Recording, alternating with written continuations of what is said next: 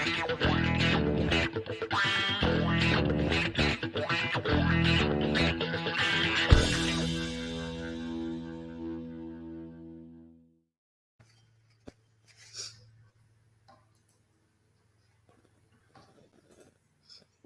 evening and welcome to tonight's show. I'm your host, Tina Dawson, the owner of True Blue Designs, and I thank you so much for tuning in. Please like and share and let everyone know that we are on the air. We are streaming simultaneously live on our Facebook page and on our YouTube channel at True Blue Designs Presents the Inside Perspective. Before we start and I bring on tonight's guest, I want to give a huge congratulations to my neighbor, Kisa and Derwin Daniels. Their son, Ryan, he is an airman in the U.S. Navy, and he is leading the flyover tonight at the Atlanta Braves Stadium. It is HBCU night for the Atlanta Braves. He went to Tuskegee University, and he is leading the flyover when they do the national anthem tonight. And also, him and another airman are going to be honored tonight at the Braves game, probably during halftime. So I want to say congratulations to Airman Ryan Daniels and to his family, Kisa and Derwin Daniels. Now, let me introduce tonight's guest. Kerry-Ann Sidberry is a licensed mortgage broker and owner of Big Rock Mortgage. Kerry-Ann was the guest on our show on July 21st, 2021. And during that show, she discussed Mortgage Lending 101, where she gave us some basic tips on how to prepare to obtain a mortgage loan. Now she's back to discuss guidelines geared towards college grads becoming homeowners instead of renters after graduation. And the thought of this show was based on a closing that I had a couple of weeks ago. Now, some of you probably don't know. You know me through the True Blue Designs, custom branding, apparel and accessories company. But I am actually a serial entrepreneur or serialpreneur. I have been in the real estate industry for 25 years, and I have had my brokerage, Possess and Conquer Realty, for 22. And so I do have, I do real estate and some other things, and we'll have other shows on some of the other things that I do. But this is a very, very, very important topic. When you look at the average means of the rental fees for Atlanta, Charlotte, Washington, they're extremely high. And if you live in a ritzy area like Buckhead, Sandy Springs is even higher. I think when I looked it up, the median average rents in Atlanta was between $1,700 and more. So when you talk to a college grad, they're coming out of school making high five figures to six figures income at the age of 21, 22, and 23. So we thought that it would be a great idea to have this show geared towards them and have Kerry-Ann come on to talk about how these college grads can prepare themselves that as they are accepting job offers, be able to become homeowners instead of renters. So help me give a warm welcome to tonight's guest, Ms. Kerry-Ann Sidberry, the owner of Big Rock Mortgage. Hey, good evening. How are you? How are you, Tina? I am doing great. I am doing great. You know, you are my go-to person for information. Thank you, and I love that. I love that. It's always a pleasure to work with you. Yes, you're always open to share. So yeah. I just really appreciate you saying yes and coming on. But we're gonna start off by allowing you to tell the audience a little bit about yourself. Okay, great. Well, thank you so much. Hi, everyone out there on social media world. My name is Kerry-Ann Sidberry. I am the broker owner of Big Rock Mortgage Inc. Like Tina has already stated, I grew up in, actually, I was born in the beautiful island of Jamaica, grew up in New Jersey, and I came to Georgia by way of matriculating to the University of Georgia. Go Dogs! Woo! Yay! Hopefully, we can have a three-peat this year with our nationally That's right. our national champion football team. But anyway, um, and hey, we're talking about college, so that's good too, right? um, went to the University of Georgia, and I've lived in a couple other places. I've lived in LA. I've lived in Miami. Great. I've lived in Tampa, Florida. Great cities. But I can tell you where I live now, I absolutely love in the Metro Atlanta area. And so I believe it's my permanent home, right? If at least the permanent home for the first home, right? Right. Um, I'm an auntie, I have nieces and nephews, and I recently now am a great aunt. I just had a 2 week old added to the new generation. So I'm a great. Congratulations. Thank you very much. Congratulations. Yeah, she's actually 2 weeks yesterday, so that's a blessing. And the things I like to do, I love helping people. I love making people laugh, and I love numbers. I love working with numbers, and that's what brought me into the mortgage industry. As a mortgage broker, I feel like I'm doing exactly what I'm supposed to be doing. Right? It goes Right. alongside what I truly love to do is help people with the biggest purchase, maybe the biggest purchase they'll have in their entire life, which is to purchase a home. I work with not only first time home buyers, but also investors, Okay. people that purchase rental properties. I help people with getting money out of their homes, especially quite recently. A lot of people realizing a lot of equity in their home, and Mhm. they could take that money out and get higher education, open a business, or invest with it.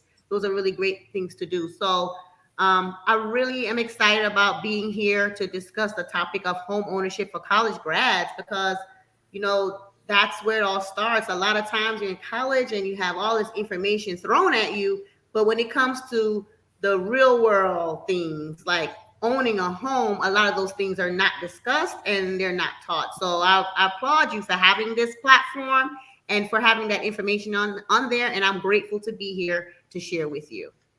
Well, Kerry-Ann, when I opened up the show, I was talking about how in 2023, you have college graduates coming out of school making high five figures into low to mid six figures at the age of 21, 22, and 23. Mm-hmm. That's a lot of responsibility if they didn't have a good financial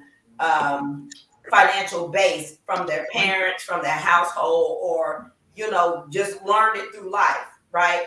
Now, another thing that's happening on these college campuses is their yield. So I end up learning about the college yield when I took the college tour at UGA, and it really opened up my eyes, right? So they're accepting. Well, the yield is the difference between how many people that they offer to come to a school versus how many actually accept, right? But what they're finding out is you have a lot of people that are accepting to go to schools and they don't have enough housing, right? And I know that's that could be a totally different topic. Right. But the reason why I'm bringing it up is it's pushing a lot of sophomore, juniors, and seniors to live off campus, right, into apartments where they have to now, learn how to pay rent, how to pay utilities, right? Now they're getting these situations where they have to be responsible, right? And so they know how to keep it up, right? And my thought was, well, if you already have that experience, then you kind of have a base for being a homeowner, right? Because you've kind of had to deal with that in some type of way. And they don't even, believe it or not, when you talk to them, they don't even think about it like that. They just know it's somewhere for me to stay and I got to pay to get a roof over my head. But they don't understand that that's good training for them to move into home ownership. So the first question I want to ask you is, you are a mortgage broker. So can you talk a little bit about the difference between a mortgage broker and a lender? Okay, great. Great point. And so a mortgage broker, a mortgage broker works they have relationships with many different lenders and banks. Whereas a mortgage lender is the mortgage lender. So the mortgage broker would have a relationship probably with that lender. But if someone works for a mortgage lender, then they're working for that company exclusively. Right. So whatever products that lender has, that loan officer or the person doing the mortgage loan originator, they work within the capacity of what that company has to offer. As a mortgage broker, somebody like myself, I could work with different mortgage brokers, work with different lenders and different banks. Right. So it offers more flexibility and also more opportunities to solve problems that may come up when it comes to home ownership, because you have more than one source to pull from. Right. And I want to encourage everyone that's watching, please like and share this broadcast. If you end up missing it or missing part of, you come in at halfway point, you'll be able to replay it on our YouTube channel and on our Facebook page. But please like and share, because I know everybody knows someone that has someone about to graduate from college, even if it's themselves. So this is going to be some good information that we're going to share tonight. Right. Okay. So, okay. So the second question I want to ask, and I'm trying to do it in a certain order. Right. So let's talk about the difference between a consumer credit report and what you retrieve as a loan originator, because some people don't understand that they're two totally different things. Okay, yes, we get that a lot in our industry. There's a meme that goes around with a certain talk show host, where I believe it's they give a lie detector test, and then it's a situation, and then they'll say, "Oh, you said this, and we determined that to be a lie." So, in our industry, a lot of people have access to like Credit Karma and things like that. Yeah. And that is one of the jokes we make, and say, "Oh, Credit Karma says your score is a 740." Right. The mortgage brokers, they determine that to be a lie. And the reason is there are two different scoring systems. One is as financial institutions, when it comes to you applying for a mortgage, they're going to use your FICO score, and those consumer credits they're going to use a totally different scoring system, like for example, like a Vanguard or something like that, and they score differently. Also, when you apply for a mortgage loan, you're going to have 3 scores pulled, which is primarily Equifax, TransUnion, and Experian. So once those 3 scores are pulled, whatever score falls in the middle, meaning let's say someone had a 700, a 600, and a 650, their score is going to be a 650 because 650 is in between those those two numbers. Okay. So when it comes to mortgages, that it's a different scoring model that's used. So more often than not, the score will pull a little lower than that consumer credit that people have access to with your Credit Karmas and things of such. I have seen in very rare cases though where we'll pull a higher score than like your Credit Karmas, right? And I'm only mentioning that because that's the one that a lot of people go to get a copy of their free credit report. They give you 2 reports, so that's the biggest difference, is that it's 2 different scoring systems that are used. Okay, but you all you don't use the consumer credit report. You use the other one. We use a FICO. Yeah, we use a FICO score. Okay, so my next question for you is, what are some things that college students can start doing now? Say if they're in the ninth grade, if they're say a freshman or even a sophomore, right? And they want to be able to give themselves the ability to even think about our topic, right? When they get ready to graduate. So what are a couple of things that they can actually do? I can start it off. Number one, pull your credit report or know what's on it, because I've heard so many stories, Kerry-Ann, about the people try to pull the credit report and come to find out that somebody has taken their identity, or say someone that's close to them has established stuff and they didn't even know it. So what are some of the steps that they could do now to kind of help them get themselves together so that they can even think about this when they go to look at job offers? That's a great question. Now, one of the things I would like to say and suggest is to prevention is better than cure. One of the things a college student can do is, if their parents hadn't already done that for them or their caretakers, is to freeze your credit. You freeze your credit. When you freeze your credit, it does not stop information from reporting to your credit. It doesn't stop you from having access to building your credit. But what it does is, if someone's going to use your credit, you have to unlock it. So you go to someone to pull your credit, you're gonna have to unlock your credit. So it will prevent your credit from being used by someone that has bad intentions, i.e., identity theft, right? So that's one thing you can do to, first of all, secure and protect your credit. The next thing you can start by doing is building credit. Okay. I would suggest, if you have loved ones that you know, love and trust, and you can leverage them, like your parents, or something, a close aunt or someone or uncle. You can have them put you on their credit card that's in good standing, something that has a high limit with a low balance. They can put you on as an authorized user. And what that does is that gives you a credit. If you have no credit, it gives a person a credit score. Right. From there, after a few months of that score reporting, now that individual can go in and apply for their own credit card to help build credit, right? And it's about building credit responsibly. It's not getting the credit to say, okay, I'm going to get a credit card, I'm going to spend that credit card. It's to basically build your credit. You got to act like you don't even have it.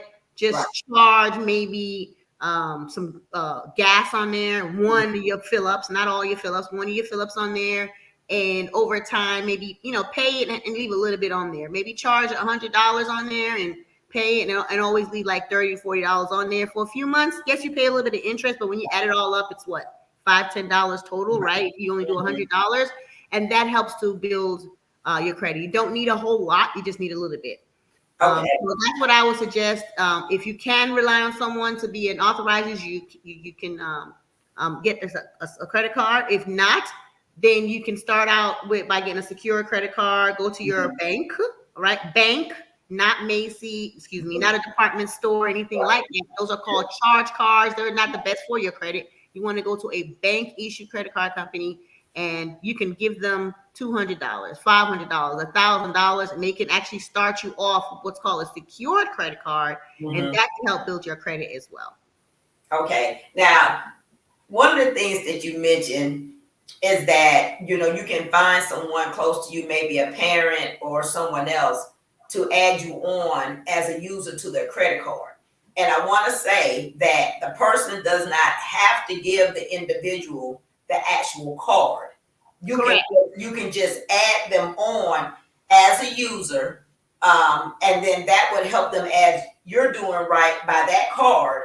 It would help them to build their credit because you added them on as a user. Am I right? Correct. So when the person adds them on as a user, you want to make sure you give them the social so that it reports to their credit, because you can add someone as an authorized user and it doesn't report. So you got to give them the social of the person you're adding so that it can report to their credit, and they don't have to have the card at all. It's just there until they can get their own. They can apply it. So for example, let's say the parent had a credit line, a card that has a $10,000 limit with a $500 balance. That's excellent. They can add their child as an authorized user. Make sure the social is there so they can get reported, and the card you designate where the card goes. So you can have the card go to you, and you keep the card. You can cut it up when it comes, whatever. After about 5 or 6 months, now that individual, that child, can go and apply for their own credit card, and would more than likely get a high limit because they're trying to match what they already have reporting as an authorized user. Right. Okay, so let me ask you this question to piggyback back off of that one. You know, when you're in college, and I'm sure you probably experienced this too, they're coming at you about credit Yes, cards in yes, college, right? And yes. when I went to school at West Georgia, I went in '88. Depending on what your major was, determined the credit limit back in the day. I don't know if it's the same now, right? So if people were computer science majors, doctors, lawyers, or something like that, then they were at us to give us higher limits than someone that was, say, a business major or whatever. The reason why I'm bringing that up, because I'm sure today they're having the same thing, right? They're just at them on these college campuses about credit cards. What advice would you give them when it comes to the temptation of taking these credit cards? My advice would be don't have FOMO. You're not missing out. Even though I told you about the authorized user, even though I told you about getting a credit card, yes, I mean, you don't even, I remember being in college, just walking campus and, hey, you get a free shirt or a free cooler or some free M&Ms. I remember, them having credit cards. You could get M&Ms and your occupation is student and you can get the credit card. Right. So it doesn't matter what the limit is when you start. That's number one. It could be a $500 limit, $300 limit. What matters is that you have the portion of what you charge on the card is very low compared to what the limit is. You want to keep it. The guideline says 30% or less. I'm saying do 20% or less, right? Okay. Just to be sure. But my advice to you is that it doesn't take a whole lot of time to build credit. I wouldn't even worry about building credit until really like junior, senior year, to be honest, because it will take about 6 months to a year to build the credit up. But to generate a credit score, as soon as that card reports with some kind of activity on it, it immediately generates a credit score. Okay. My advice would be not to be in a hurry to get credit cards, and if possible, just leave them alone. Don't even bother with them until you're ready to almost graduate, so you can go buy that house. Okay. Now, when you talked about the 30% and the 20%, is that what is called the utilization rate? Yeah. So the number, the lower your utilization, the better for your credit. Some people think that, I have this credit card and I'll just charge everything on it and pay it off at the end of the month. You're not really showing that you have the ability to manage credit when you're doing that. Okay. And again, I'm speaking to people that are looking to build credit to buy a home in the near future, 12 months to 18 months or less, right? So, if you do that and pay off the card, if you have a card already and you pay it off every month, fine. If you're not thinking about homeownership for the next 12 to 18 months. But a good guide is to keep your cards at least under 35% of the limit. I just say 30 because it's easy to remember. But to optimize your credit score, that number is actually 7%. If you can keep your balance at 7% or less of the limit, that'll be you're optimizing your credit score that way. Okay, so around 7%. Yeah, that's the optimal. But it's hard if you have a $300 credit card limit. It's gonna be hard to keep it at $21 because most cards want your minimum payment to be at $25 or around that, at least $25, right? So in that case, yeah, you do like 20-30%. Just keep it under 30%, okay? And for the utilization, if at all possible, but know that magic number, for the perfectionists out there, is 7%. Okay, so you actually have signed up, you've got a credit card, someone can put you on the credit card, so you now are starting to build credit. What are some things that can adversely affect your credit? Negative. Not paying the credit on time. Not paying your creditors on time, especially allowing more than 30 days to pass before you pay. That's going to affect your credit the most. That's about 35% of your credit score. Okay. And then couple that with the utilization, which is about 30%. So not paying on time, using too much of what you have for the credit line. That's 65% of your credit score right there. That can hurt your credit. Having too many inquiries, meaning you're trying to get too much credit. that will impact your credit score negatively as well. Okay. Okay. So not paying on time, high utilization rate, and inquiries. Those Yes. are three things that can affect your credit score. Okay. So now let's talk about these guidelines, because I've been in business for a while and did not know about these guidelines. So what happened was a couple of weeks ago, well, a couple of months ago, a friend of my daughter's mother had came to me. The young lady had accepted a job in Atlanta, and when she looked at the median, the range of rents, she Yeah. was like, "Oh, absolutely not! Right? There's no way. We're not renting. We're going to buy." Now, this young lady is from North Carolina, and their particular credit union knew about these guidelines. And so this was the first time I had ever heard of it. And so I immediately got you on the phone. And I was like, Kerry-Ann, have you ever heard of this? And you were like, yes. And I was like, hey, we need to do a show on this. Yeah, I remember. Yeah. So let's talk about these guidelines for that people can consider when they're becoming college grads. So let's talk about that. Okay, so as far as graduating from college and securing a home, you can do that immediately. And basically, as long as you're working in your field, your job that you get is in the field of study that you took, or somewhere around there. The years you went to college will be your work history. Normally, when you apply for a mortgage, you need at least 2 years work history in that particular field, or but when you're out of college, especially if you fresh out of college and you don't have a work history except the little odd jobs here and there, like, how do you buy a home? Well, get a job in your field, your college, and you have your college diploma. Your college diploma is going to be your work history, and the new job that you have is going to be how the mortgage company knows that, or the lender knows that you're going to pay the mortgage back. So you can buy a house fresh out of college with your college diploma and a job that's going to pay you. Wow. I just think that is just, it blew my mind. I told you I had to pick up the phone. Right. And you know what? It's not about, oh, I'm getting out of college and buying my dream home. I'm getting out of college and I'm purchasing a home. I'm purchasing something that's going to grow equity. I mean, you can get it to where you can get it to where you can have, you in college, a lot of people in college have roommates. You can have roommates. Right. You can, or roommates. You can get it to the point where your mortgage is taken care of because you have a roommate paying you rent, right? Right. And that the rent that you collect covers all of that. But the equity that you build, that's huge. Equity equals savings. Right. It's not savings that you work and put away a little bit at a time. It's that over time, the house appreciates. It goes up in value. So that could take you a long way. If somebody graduates when they're 22, by the time they're 30, they have 8 years worth of equity building in a home. The equity builds with the time and also with you paying down that mortgage. And here's the thing. It's not just for buying a house.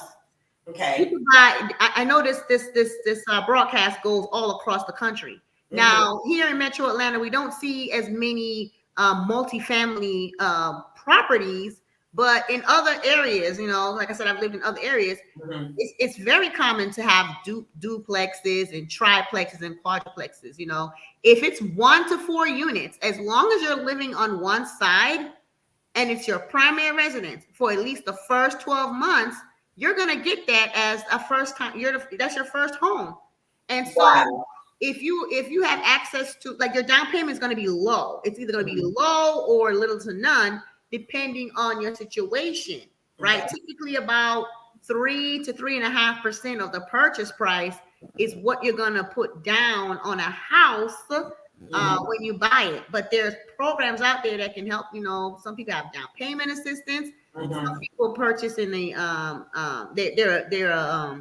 they may have been in the military, even in college, right? Right. But just to know that you have access to with little or very little money down on a house. Can you imagine purchasing a home that has 4 units, you live in one side. The other 3 sides, because you're able to rent it out, is now your income. So now Right. you have income from your job. Hmm. It literally adds to your income, like at the application. Like that's going to be your income added on to with your job. So That is amazing. Now, I didn't, and see, you just gave us a twist on this because I knew about the single family, but I did not know about 1 to 4 in the 1 duplex. to 4 units. My mind is just rolling.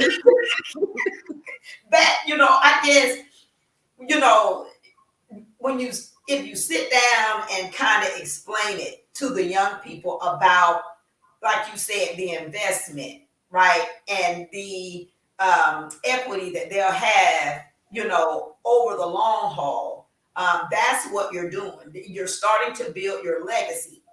Right. And it starts with different programs and guidelines like this.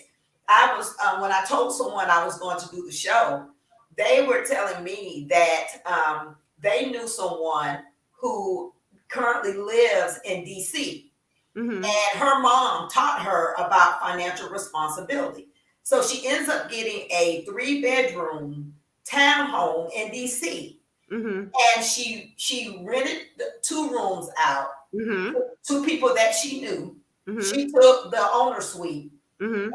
and the rent that she's getting from them 2 pays the note and over. Right. Everybody's happy. Right. Right. Right. And I was like, and she's again under 23, and it's just amazing the opportunities that these students have today. And Yeah. it's just the knowledge is the key. We just got to share it with them and let them know. But I didn't know about the duplex. Yeah, it's duplex, triplex, quadruplex. Yeah, 2, 3, 4 units. I mean, if she's doing that with 1 unit and renting out bedrooms, what can you do with renting out entire units, right? Right. That's Right. thousands and thousands and thousands upon thousands of dollars, and that helps a person qualify for a mortgage. Right. So even if their job only pays them, say, 5,000, well, we're talking about decent, so about $7,000 a month, because I mean these people coming out of college, they're making a lot of money, right? Like you said, high fives, those 6 figures. Yeah. But just for simple numbers' sake, let's just say it's 5,000 a month that they're making on their new job. Okay. And they're able to get 4 units, and each unit is pulling, what? 15. They say it pulls $1,500 a month in rent. Okay. $4,500 that's going to be placed on top of that 5,000 to help that person qualify for purchasing that multifamily residence. So whether it's 1, 2, 3, or 4, Right. They're usually more expensive as you go up, but you get more income to come with it. And here's the other thing that's interesting. We have a lot of college students that graduate that have very supportive parents. Yes. Well, the parents could buy the home for their child. Their child doesn't have to have any income. Okay. Right? As long as that parent can afford that note on top of their other bills, they can purchase the home as a non-occupant co-borrower. Okay. So that child will go on. The child will go on as the borrower, and then the parent or the close relative could be, grandmother, step, adopted parent, whatever. They'll go on as a non-occupant co-borrower, and that will allow that person to be. Now I know a parent's not going to do that if they don't know their child's going to pay for the house, right? Right. They're not responsible. It might just be some situations, where it's a strategy to help their child build a legacy. Right. So those are other things that can be done as well. And the parent doesn't have to live in the house at all. Right.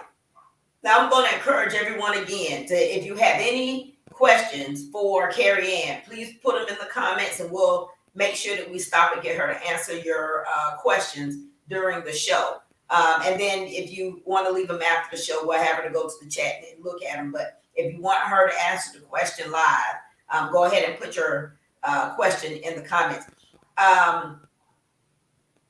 Let's talk about the student that leaves, and now you have student loans, and how the student loan can play a positive or negative part in this type of situation?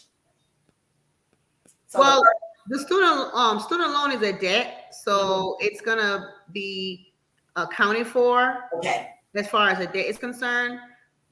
Whether or not there's a payment due, a lot, you know, okay, once someone leaves college, sometimes they have the payments deferred or in forbearance. So it's typically about 0.5% of what's owed on okay, that student loan that has to be used as a payment. So if a student has $100,000 of student loans, well, 0.5% of 100,000 is 500. So it will go on as $500 a month towards the monthly debt. So okay, there's really no positive on student loans except maybe helping to build credit because it's an account that's on the credit report. right, It shows that you have a mixture of credit. You got this education loan, you got this credit card, so that can help your score. But it will be used as a debt right. when it comes to calculating your debt to income ratio. How much are you making and how much are your debts? And whatever that's, to help you qualify for that loan. So Okay. does that answer the question? Yeah, yeah, Yeah. you did. So they don't really do positive things. They do negative things. Not Right. negative, but they, right? Yeah, and I know because you helped me with another situation where the young lady had student loan debt and she ended up putting them in the deferment, and she had a pretty good paying job, and with all the stuff that happened to COVID, they put everybody in deferment, and then you had suggested for her mom to add her on the highest credit card. Don't give her the card. Her mother did not give her a card. Right. But she did. She had a huge limit and Mm-hmm. added her on there. And I just want to tell the viewing audience, she's not lying. This young lady and her mother did exactly what Kerry-Ann said. But Kerry-Ann had told them, let's give it a year. Mm-hmm. She checked back on my client 8 months later. You check back on this young lady 8 months later. And around 45 days after that, she closed because she did what you told her to do. And I want the audience to understand the key to all of this is you have to plan it out, right? You can't just pull the trigger once they graduate. There's certain things that you have to do along the way. Like she said, maybe when you're a junior, Right. going to the senior, okay, if this is what we want to do, let's start then, right? But you have to plan it out. And the person has to be fiscally or financially responsible for all of this to work, right? Because everybody is not there, and I do get that. Everybody's child is not there. But this is one good option that they can have to do or to consider when they're looking at job offers, right? Right. Because when you're looking at job offers and these people are relocating you, you have to have a place to stay. Right. Right. So, this is just another option to say, especially if you're financially responsible, that, this person can be building equity and building wealth while, they're starting their career. So I think this is a awesome opportunity for these college students. Like I said, today in 2023, they have so many more opportunities than we had coming up. Right. And it's just educating them and their parents on their options. Yeah, absolutely. I mean, back in the day, you had to put a whole lot more money down to buy a house. Used to be you had to put 20% down to buy a house, right? In most cases. Yeah. Right? But it's very little money that you put down to purchase a home these days. And if like I said, it doesn't have to be. It's just a strategy. Right. You come out of college, you have student loans, but you have this strategy to live almost rent free because you purchased a home, right? And you have it set up to where either you have roommates or you have a multifamily, whatever it might be. And then, after 10 years, or 8 years or so, you're like, wow, I have all this equity. You could take that equity and go and invest in other things, maybe move up to big things, apartment or business, whatever. But if you consider a mortgage loan is 30 years, right? Right. And you get out of college by what, 23? So, but you could take a mortgage loan and cut it down to 15 years just by paying a couple $100 a month extra on the mortgage every single month consistently, right?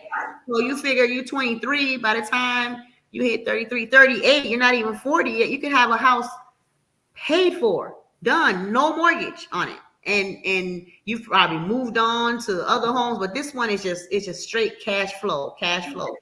So, and then on top of that, you have the equity that you can tap into and do other investments with. So it's just a way to, if anyone's hearing this, just to think about it. Your child, yourself in college, or even if you're a person that you don't want to be a homeowner.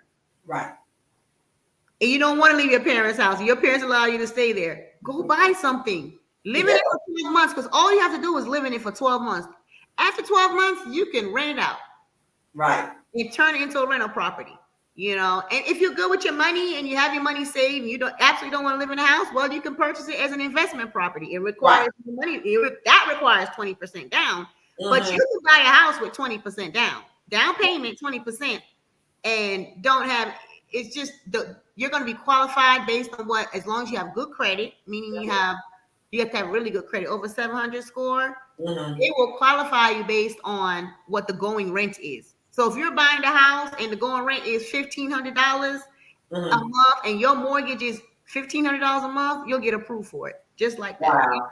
So there's so many ways, so many programs. The most important thing is just think of it as a strategy to build wealth fresh out of college. You don't have to wait.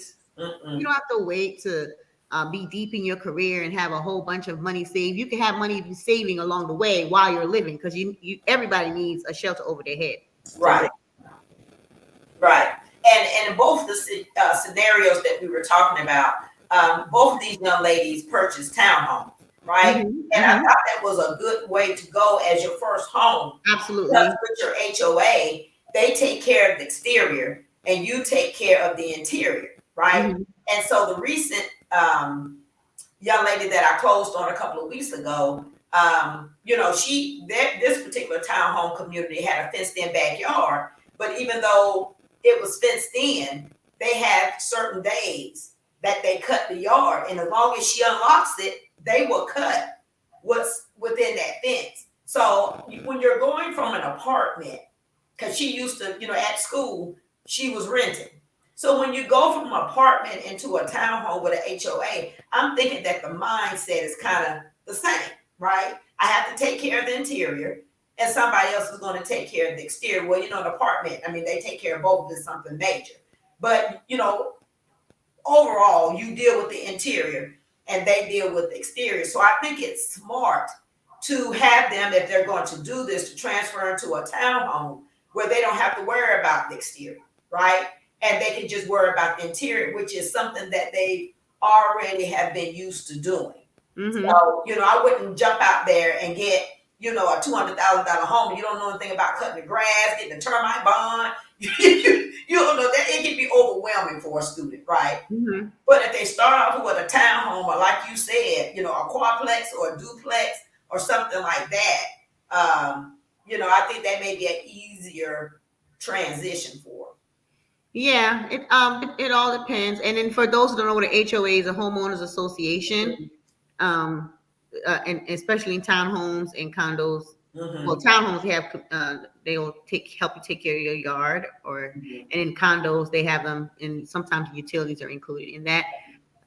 But yeah, townhomes are a great investment because the HOA fees, the homeowners association fees, are a lot less than it would be on a condo. And then when you have a townhome, you own the unit plus the yard around it, whereas a condo, you only own what's on the inside, like an apartment.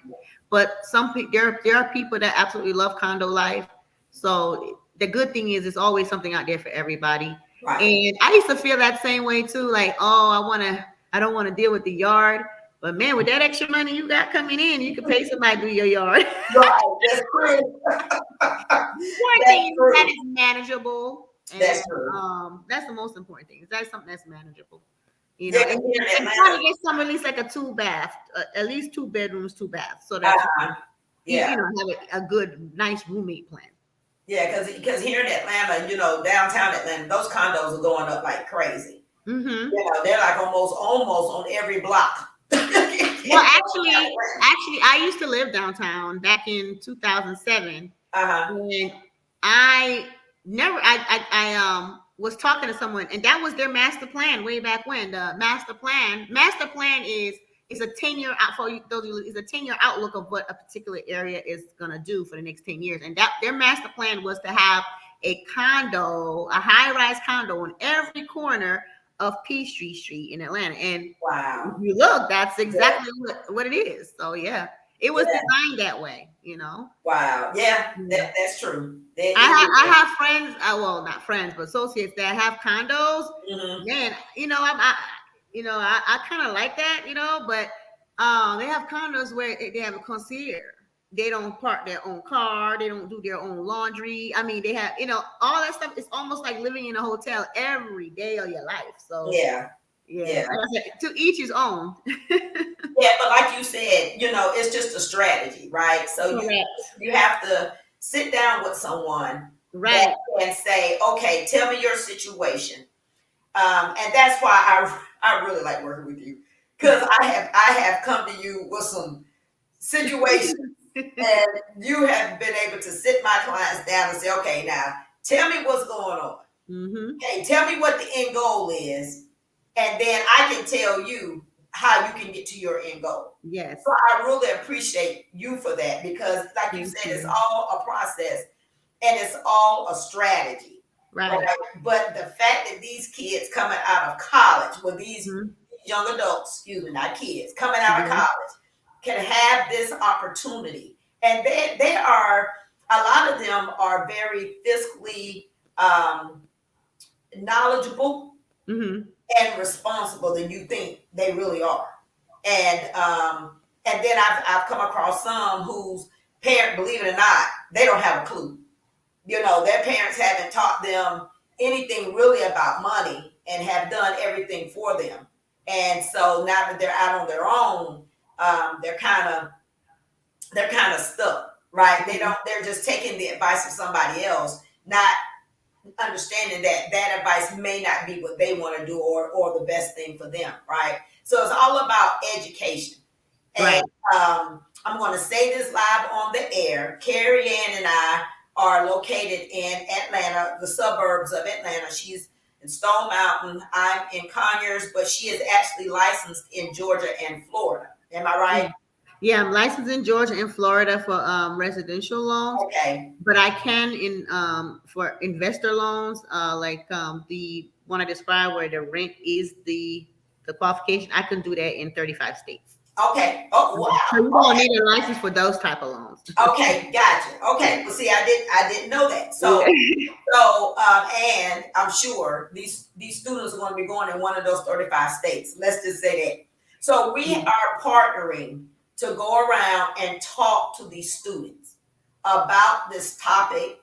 Let them start on their strategies now, getting the information out. And I am so excited to partner with you, Kerry-Ann, because knowledge is power. Yes. And I have a spin on that. Yes, knowledge is power, but only applied knowledge brings about transformation, right?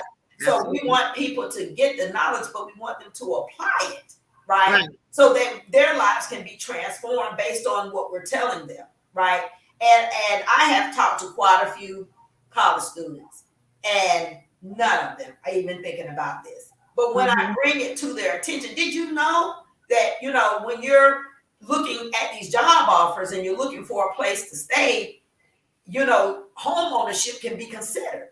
Right. And they were like, no, I didn't even think that. So we just got to get the information out to these students.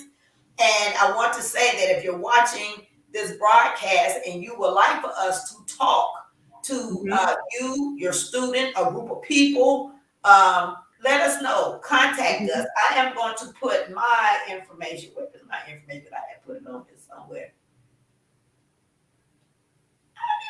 Okay, but I'm going to put your information down here. Okay. That's to Kerry-Ann Sidberry. I thought I saw. Okay, I found mine. Okay, I knew I had created it so I could do the ticker tape. And so we're gonna let hers go through Yeah, I think that's the second time I went through. So yeah. the second Put time. yours Okay. up there, Tina. All right, and then this one is mine. Okay, and I am a real estate broker. Name of my firm is Possess and Conquer Realty. We teach you how to possess properties while conquering your obstacles, and so that's why the name came up, Possess and Conquer Realty. I have been doing this for 35 years. The key to a real estate transaction, I'm just going to say this, the realtor really has the easy part, right? Mhm. We have the fun part. We take you out and we show you all these homes, and the mortgage lender is your best friend. That's the complicated part. And you have to have someone that's well-rounded in what they know, and someone that's willing to tell you, not right now doesn't mean no. Let's put together a plan so that we can get to your end goal of home ownership. And again, that's why I like working with Kerry Sidberry. Kerry, is there anything else, any other nuggets you want to leave with the viewing audience before we end the show? No, you have pretty much covered it, and I've been saying it throughout. It's all about strategy. Mm-hmm. This it doesn't have to be your dream home. It's just all about that strategy. If you're gonna live somewhere, why not live somewhere where you can, at the end of it, when you're ready to move on, you have some equity in it, and you don't necessarily have to hold that property for a long time. You can purchase that right property in the right location and have a six-figure equity realized in 2-3 years, right? We've seen that, already recently, right? Right. So I encourage you all to, especially you college students, to understand that anything is possible if you put your mind to it. The information is out there, and we'd love to help you help you navigate through it, because it can be a little daunting, it can be a little overwhelming. But if you're even thinking about this, like, you know what, I have an aha moment, we'll be happy to help you along the way. But anything is possible, and that's all I have to say for now. Well, Kerry-Ann, thank you so much. And like you said, the opportunities that these college students have is just, to me, is mind blowing. Who would have thought that? I didn't think that I would see the day that you have someone coming out of, they go into college at maybe 18, they come out at maybe 22, 23, and their starting salary is six figures. I see it. I see it all the time. I know, but it's mind blowing. I see it all the time. Yeah, I see it all the time. School. Yeah, when you think about when we came through school, yeah, you could, if you were getting 50, 60, right? Right. I know. Right. I mean, I remember I was telling some of my first job as a sales assistant. I was getting $12 an hour, and that was the top. It was paying between $9.75 and $12 an hour, and I got $12 an hour. Now it's like, whoo. Yeah. That was fresh out of college. I was there for 3 months because I was like, no, that's how I got. Let me get in this real estate. But it was a great experience. Right. Actually, I went to selling cars, then went to that. So yeah, it was a great. And I'm glad you shared that, right? Yes. Because look at the journey that you took to get to the industry that you are now, right? But these kids, these students are coming out matriculated and going through college to do this one thing or to work in this certain field. Right. And then you're coming out being able to get a job in that specific field. Another thing, I'm going to tell you this right quick too. The other thing, let me ask you this question before we get, this is a good one. So a lot of these schools are pushing these students to start internships a lot earlier. Okay. Right? So how does that play a part in the mortgage in the mortgage process? Because you started to get income, right? And check stubs during these internships. So does that help any when it comes to the loan process? So the college degree is going to Okay, so the Would college degree is on. probably be the simplest route, and you doing the internship, you could put that on the application, but the college degree itself without the internship will help, because the thing about now that whatever job it gets, it's got to be something that's a permanent job, Right. so designed to be permanent. Right. So because once with income, it's got to be predictable and likely to continue for at least 3 years Okay. when they close. So Okay. somebody that goes out and gets a salary job, that's predictable. That Right. here's your salary. This is what you're gonna get every 2 weeks or every week, whatever the pay period is. Boom, that income is done. If someone gets a job and say, okay, we're gonna pay you hourly, and the hours are gonna vary, then that's a little different, right? Okay. That's a little different.